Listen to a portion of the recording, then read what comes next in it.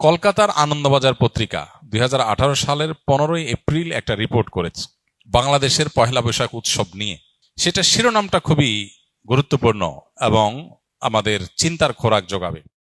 দেশীয় সংস্কৃতি হিসাবে পহেলা বৈশাখ উদযাপনের শরঈ দৃষ্টিকোণ ব্যাখ্যা করবেন প্লিজ। দেখুন, ইসলামে একজন মানুষকে বেঁচে থাকার জন্য আনন্দ, বিনোদন এবং সাংস্কৃতিক যে আয়োজন আছে সেগুলোকে ইসলাম মৌলিকভাবে নিষেধ করে না, বরং পৃথিবীর যে কোনো দেশের যে কোনো অঞ্চলের মানুষের নিজস্ব যে সংস্কৃতি আছে, নিজস্ব যে কৃষ্টি কালচার আছে, এই সমস্ত কৃষ্টি কালচার, আনন্দ, বিনোদন, সংস্কৃতি এগুলোর কোনোটা যদি কোরআন এবং হাদিসের সাথে মৌলিকভাবে কোনো সাংঘর্ষিক কিছু এগুলোতে না থাকে, তাহলে শরিয়া সেগুলোকে অনুমোদন করে, নিষেধ করে না। যেমন আমাদের নবী করিম সাল্লাল্লাহু আলাইহি সাল্লাম মক্কায় এবং মদিনায় তার এই উভয় জীবনে মক্কার এবং মদিনার মানুষদের আবহমান কাল থেকে চলে আসা অনেক কৃষ্টি কালচার আছে যেগুলোকে তিনি অস্বীকার করেননি, যেগুলোর সাথে কোরআন এবং হাদিসের কোনো সংঘর্ষ নেই। আর যদি কোনোটার কোরআন এবং হাদিসের কোনো বিশেষ নির্দেশনা, নীতিমালা, প্রিন্সিপালস এর কোনো সাংঘর্ষিকতা তিনি দেখতে পেয়েছেন, তাহলে সেটাকে তিনি নিষেধ করেছেন। আরবের মানুষের বহু কৃষ্টি কালচারকে নবী করিম সাল্লাল্লাহু আলাইহি সাল্লাম মৌন সম্মতির মাধ্যমে অনুমোদন করেছেন, কারণ সেগুলোর সাথে কোরআন হাদিসের কোনো সাংঘর্ষিকতা পাওয়া যায়নি। আমাদের দেশে এরকম অনেক কৃষ্টি কালচার গ্রাম বাংলায় ছিল, এখনো অনেকগুলো আছে। যেমন একটা অত্যন্ত পরিচিত উৎসব, একটা সংস্কৃতি আমাদের সমাজের গ্রাম বাংলার ছিল, সেটা হলো নবান্ন উৎসব। নব অন্ন, নতুন খাবার, নতুন ধান যখন উঠতো তখন সেই নতুন ধানের চাল দিয়ে পায়েস রান্না করা, পিঠা রান্না করা, বিভিন্ন রকমের খাবারের ব্যবস্থা করা, ভাত রান্না করা, এটা একটা আনন্দের উপলক্ষ ছিল গ্রাম বাংলার মানুষের। ঘরে ঘরে ধান উঠেছে, সে উপলক্ষে রান্না বাড়া এবং খাবার দাবার ব্যবস্থা করা। এই নবান্ন উৎসব এখানে এমন কিছু নাই যেটা আসলে শরিয়া নিষেধ করেছে, অতএব শরিয়া দৃষ্টিকোণ থেকে এটা নাজায়েজ কোনো বিষয় না, আমরা সেটা করতেই পারি। এরকম অনেক উৎসব আছে যে উৎসবগুলোকে শরিয়ার দৃষ্টিকোণ থেকে নিষিদ্ধ বলার কোনো সুযোগ নাই। পহেলা বৈশাখের কথা যদি আমরা বলি, তাহলে সেক্ষেত্রে আমরা দেখতে পাই পহেলা বৈশাখ এটা আসলে বাংলাদেশের বা বাঙালি জাতির আবহমানকাল থেকে চলে আসা কোনো কালচার কি না। পহেলা বৈশাখের যে রূপ আমরা দেখতে পাই এখন, এটা তো শুরু হয়েছে 1989 সাল থেকে। ধাপে ধাপে এটা পরিবর্তিত হয়েছে, সেটা আমরা জানি সবাই।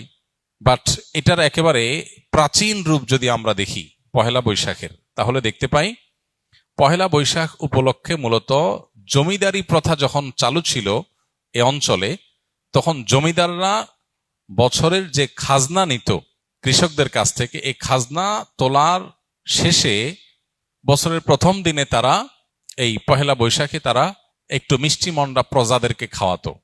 তাহলে এটা ছিল খাজনা উত্তোলন উৎসব, যেটা করত জমিদারেরা। জমিদার প্রথা বিলুপ্ত হয়ে যাওয়ার পর এই খাজনা উত্তোলন প্রথাও বিলুপ্ত হয়ে গেছে। এরপরে পহেলা বৈশাখের দ্বিতীয় ধাপে যে কালচারটা আমরা আমাদের শৈশব থেকে দেখে বড় হয়েছি গ্রাম বাংলায়, সেটা হলো গ্রামে শহরে সব জায়গায় একটা কালচার ছিল, সেটা হলো হাল খাতা। সারা বছর যত রকমের ব্যবসা বাণিজ্য হতো, বিশেষ করে মুদি মালামাল, অন্যান্য যে সমস্ত সব রকমের ব্যবসা বাণিজ্যই যেগুলো চলমান ছিল, দোকানদারেরা তাদের সারা বছরের যে লেনদেন হতো, বাকিতে যে লেনদেন হতো, এই সব পাওনাদারদেরকে চিঠি দিত চৈত্র মাসে যে পহেলা বৈশাখ শুভ হাল খাতা, দোকানে আসবেন, দেনা পরিশোধ করবেন, যেহেতু দেনা পরিশোধ করছেন সেজন্য আপনাকে একটু মিষ্টিমুখ করানো হবে। এই হাল খাতার কালচার গ্রামে শহরে সব জায়গায় ব্যাপকভাবে আমাদের দেশে প্রতিষ্ঠিত ছিল। সারা বছরের দেনা পহেলা বৈশাখে এসে পরিষ্কার করে, ক্লিন করে, নতুন করে আবার খাতা খোলা হতো। এই জন্য এটার নাম ছিল হাল খাতা। এই হাল খাতা হলো পহেলা বৈশাখের দ্বিতীয় ধাপের সংস্কৃতি বাংলাদেশের মানুষের বা বাঙালির। এরপরে 1989 সালে মূলত ঢাকা ইউনিভার্সিটির চারুকলা ইনস্টিটিউট থেকে কিছু শিক্ষক শিক্ষার্থীদের উদ্যোগে সর্বপ্রথম পহেলা বৈশাখ উপলক্ষে যে শোভাযাত্রা বের করা হয়, সেই শোভাযাত্রার নাম ছিল কি? আনন্দ শোভাযাত্রা। কিছুদিনের মধ্যেই সেটার নাম পরিবর্তন হয়ে গেল মঙ্গল শোভাযাত্রা। তারপরে আবার সেটা পরিবর্তিত হয়ে এখন বৈশাখী শোভাযাত্রা বা অন্য কোনো নাম পর্যন্ত হয়তো এসে ঠেকেছে।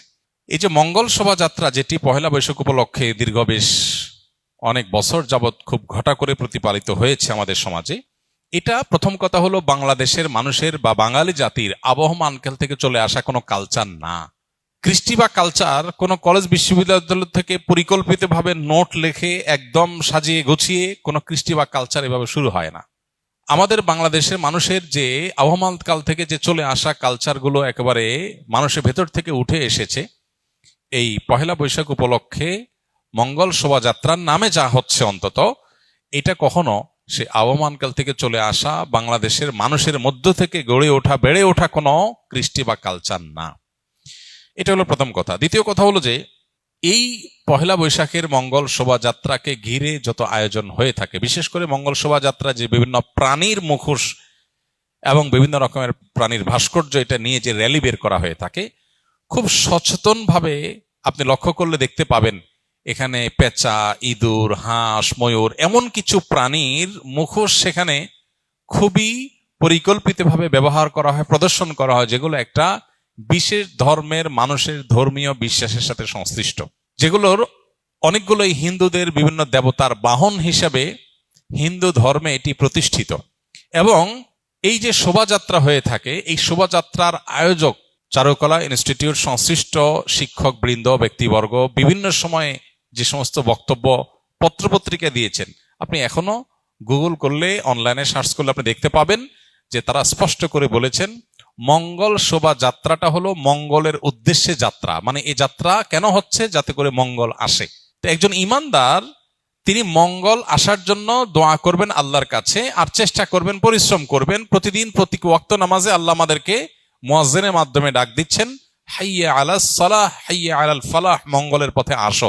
প্রতিদিন 5 বার ডাকা হচ্ছে সালাতে আসার, আল্লাহর কাছ থেকে দোয়া করে প্রার্থনা করে মঙ্গল চাওয়ার নির্দেশ আমাদেরকে দেয়া হচ্ছে। সেখানে এই বিশেষ প্রাণীর মুখোশ এটা ধারণ করার, র্যালিতে নিয়ে বের করার মধ্য দিয়ে মঙ্গল আসতে পারে বা মঙ্গল এভাবে আহ্বান করে মঙ্গল আনা যেতে পারে, এরকম বিশ্বাস করা ইমানের সাথে অসঙ্গতিপূর্ণ।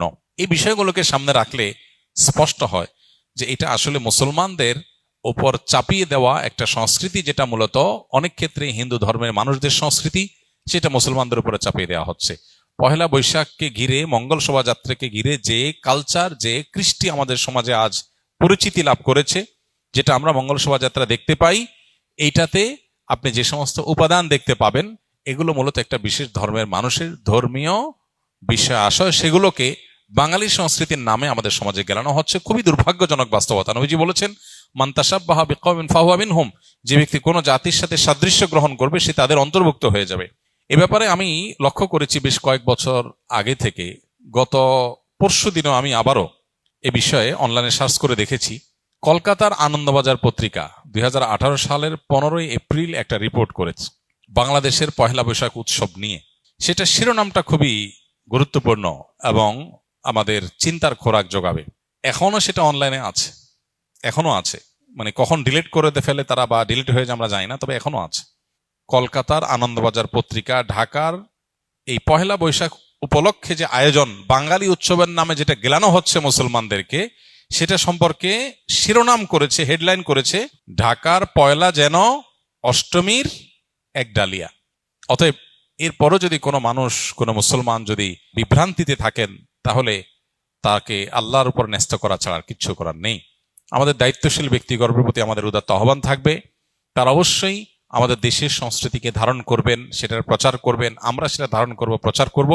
কিন্তু আরোপিত দেশের সংস্কৃতির নামে আরোপিত ভিন্ন ধর্মের বিশ্বাস, চিন্তা, চেতনা, কৃষ্টি, কালচারকে মুসলমানদের মধ্যে গেলাবার চেষ্টা, এটা খুবই দুর্ভাগ্যজনক একটা বিষয়। এটা বন্ধ হওয়া উচিত এবং এটার ব্যাপারে আমাদের সচেতন হওয়া উচিত। আল্লাহ আমাদের সচেতন থাকার তৌফিক দান করুন।